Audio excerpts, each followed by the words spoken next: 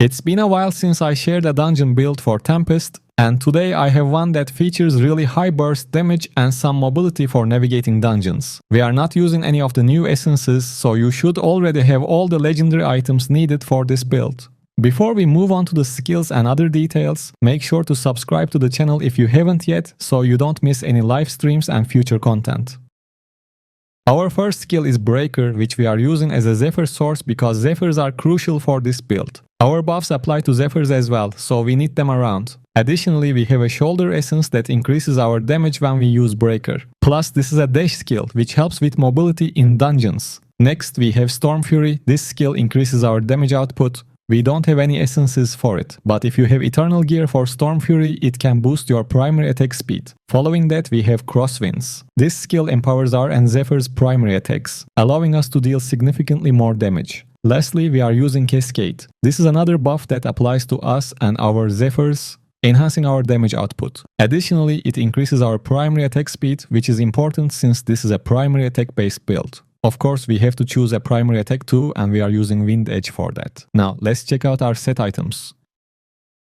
Set items are quite straightforward. We are using 4 pieces of V2s to increase our attack speed and to gain a 30% beneficial effect duration buff. For the other 4 pieces, we have Gloom's Guide, which provides a 15% damage and 22.5% critical hit chance buff.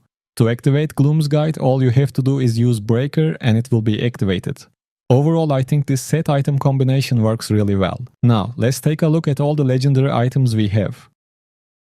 For the headpiece, we have Dream and Drown. Cascade now empowers you and your Zephyr's attacks for 5 seconds, causing you to release waves at enemies you hit, dealing damage to them and nearby enemies. For the chest, we are using Deserter's Pride. Cascade also increases primary attack speed by 30%. For the shoulders, we have Depth's Drawn. Breaker also increases your damage by 19% for 4 seconds. For the pants, we have Flaring Lighthouse. Breaker now causes you to dash forward, leaving a Zephyr in your wake and dealing damage to enemies in your path. You also gain a shield that absorbs damage with a maximum of 2 charges. For the first main hand, we have Shriekword. Crosswinds, critical hits, cause 4 blades of wind to shatter off the target, dealing damage to enemies they hit. This cannot occur more often than once every 0.5 seconds.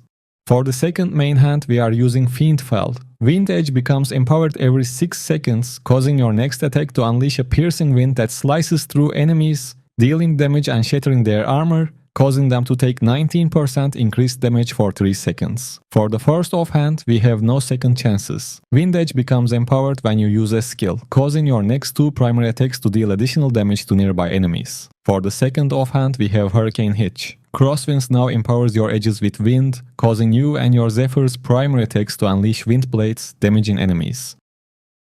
Now we can talk about the Paragon Setup. To be honest, you can just play with your PvP Paragon skills if you don't want to tweak them, but to maximize your damage you can use this setup. First, spend all your points to get the secondary stat bonuses. After that, choose Unseen Dynamism, Gifted, Spell Surge, Bloodthirst, and Superiority from the Slinger Paragon tree, and you should be good to go. And for this build, you can use legendary gems like Berserker's Eye, Carson's Invigoration, Pain Clasp, Mother's Lament, Fervent Fang, Blood-Soaked Jade, Bottled Hope, Gloom Cask, and Roiling Consequence. However, you don't need a specific gem setup to make this build work. It will function with whatever legendary gems you currently have. For the curse properties, you can go with Lashed. That's all I have to say about this build. If you have any questions, let me know in the comments section. Thanks for tuning in, and take care.